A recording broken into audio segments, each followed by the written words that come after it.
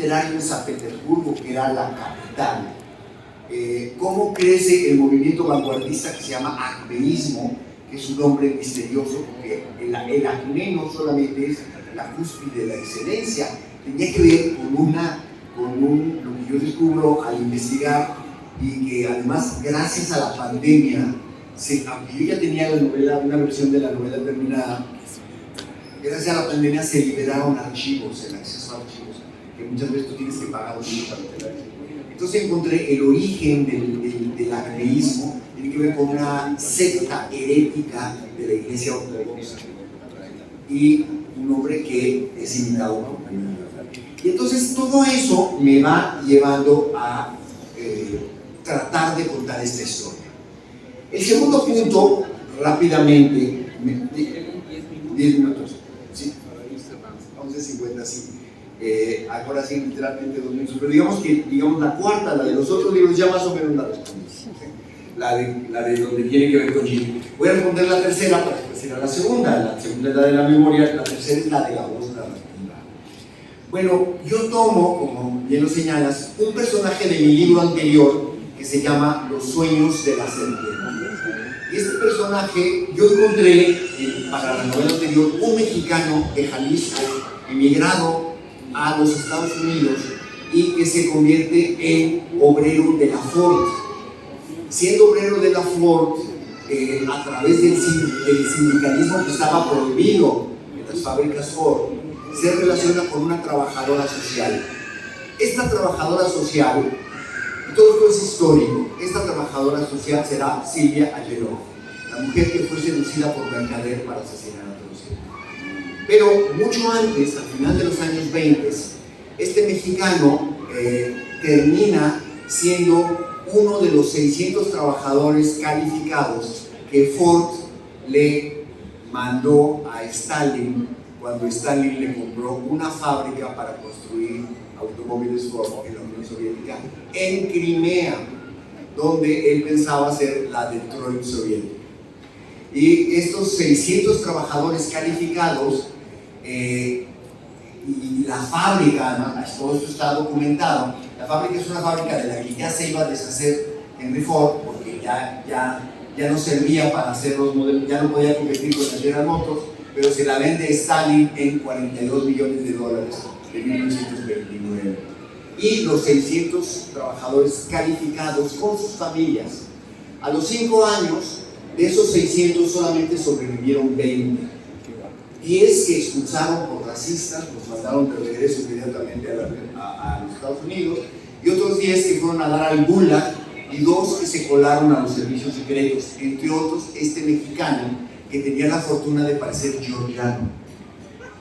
Y esta mujer, y que además, como era un buen músico, tenía facilidad para los lenguas. Y este personaje, a mí me pareció, que está tomado en la novela anterior, que además era miembro de la KGB, de la policía secreta, pensando en muchas de las personas que fueron enviadas para vigilar, no solamente a Ana Akhmatova, a muchas personas. Ella, vigilándola, era la ideal para contar su vida. Y como lo cuenta muchos años después, le permite juntar materiales que van más allá del expediente policíaco.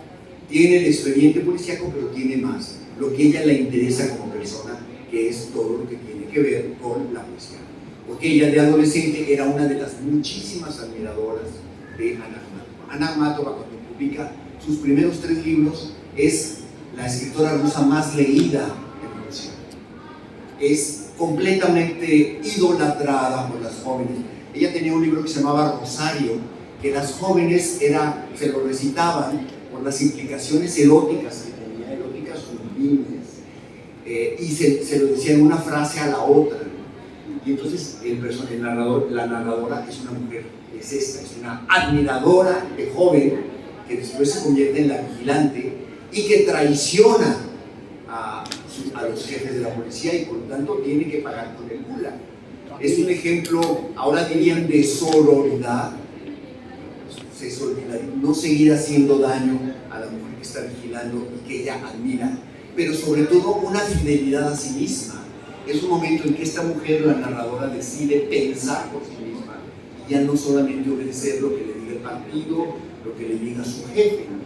Entonces, mucho tiempo después viene eso. Para terminar, el desliz de la memoria, porque bueno, el libro anterior, Los sueños de la serpiente, es un libro sobre la memoria. Este personaje, que es el protagonista, pierde la memoria completamente en un experimento. Ustedes han visto esta película donde sale Oliver Sacks, que se llama The Awakening, el despertar, que es un hombre que tiene catatonia y de pronto despierta, que es ¿cómo se llama? El actor. Williams. ¿Cómo se llama? Robert Williams. Rob Williams, sí. Rob Williams. Y que lo despierta Oliver Sacks. Bueno, eso, lo que dice Oliver Sacks es que hubo una epidemia de gente que perdió la memoria, más de 150. Y entonces él lanza en una entrevista la hipótesis de que era parte de un experimento soviético para infiltrar espías en los Estados Unidos, como espías durmientes que después iban a despertar. Un experimento que falló y del cual no hay evidencias realmente de que haya sido eso. La evidencia que tenemos es que nadie en el mundo ha avanzado más en la ciencia de los venenos que los rusos. Desde el zarismo, Lenin le dio una importancia muy grande porque además él fue envenenado, él fue atacado con una bala envenenada, y Stalin le dio una importancia fundamental. Y es justamente en este nido de avance soviético de los venenos donde crece el avance de las vacunas. O sea, lo que nosotros vemos que es la posibilidad de tener vacunas viene directamente de esta línea.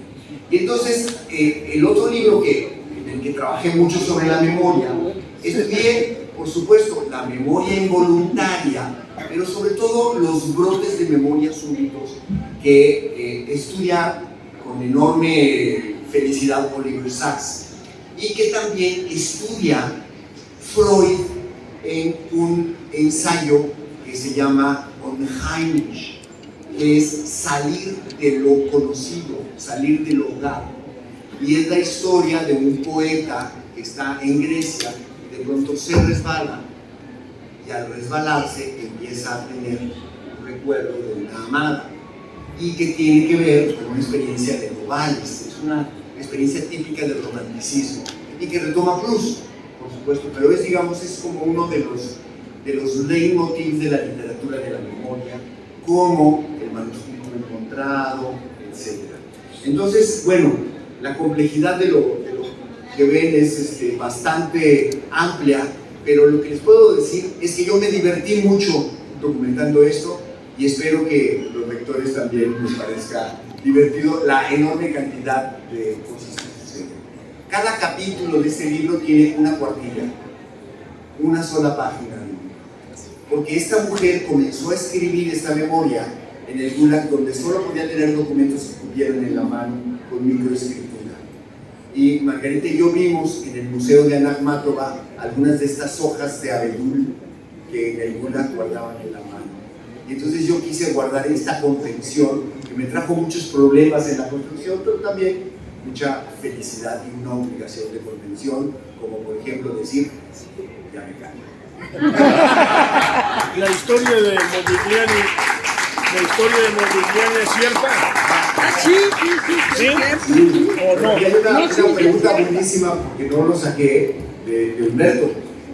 Hay una novela dentro de la novela que es el amorío, el affair que tuvo Anna Akhmatova con Modigliani. Completamente cierto. Nosotros muy jóvenes, el esposo de Anna Akhmatova la llevó de luna de miel a París y la llevaba a la ópera, a la tienda de armas, que era así una de las cosas importantes en la época, el Palais Royal, o sea, un París elegante, digamos. Nada despreciable, puesto que les tocó el estreno del Pájaro de Fuego de Stravinsky, ¿no? O sea, nada malo. Pero al año siguiente que regresan, además Mumiliov se va, y ella se queda y conoce a un italiano tan pobre que no tenía ni para pagarle un café.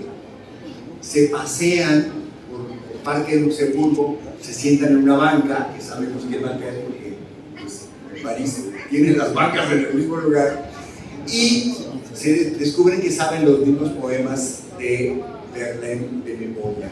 Empiezan a recitar los mismos poemas de Bajo la lluvia, bueno, empiezan a reconocerse, ¿no? Y tienen un affair fabuloso que ella cuenta muchos años después, cuando una revista italiana, ya en los 60, los años antes de morir, le pide que cuente eso, y entonces ella empieza a hacer pequeños fragmentos.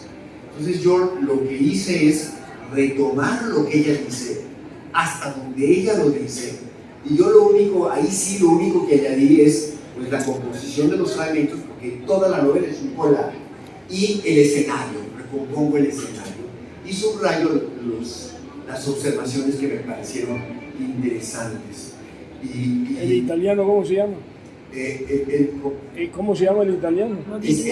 Amadeo Modigliani. Ya lo dijiste, que no, creo que no lo dijiste. Sí, Amadeo Modigliani, se llama Matteo Modigliani, que además muere el mismo año que muere el pintor, su marido, que es asesinado su marido. Modigliani muere de enfermedad y le hizo 16 dibujos, de los cuales se recuperan, se conservan algunos, uno de ellos en la colección del Museo Sumaya en México. Está expuesto. Yo reproduzco algunos. Hay una enorme polémica porque algunos se parecen muchísimo.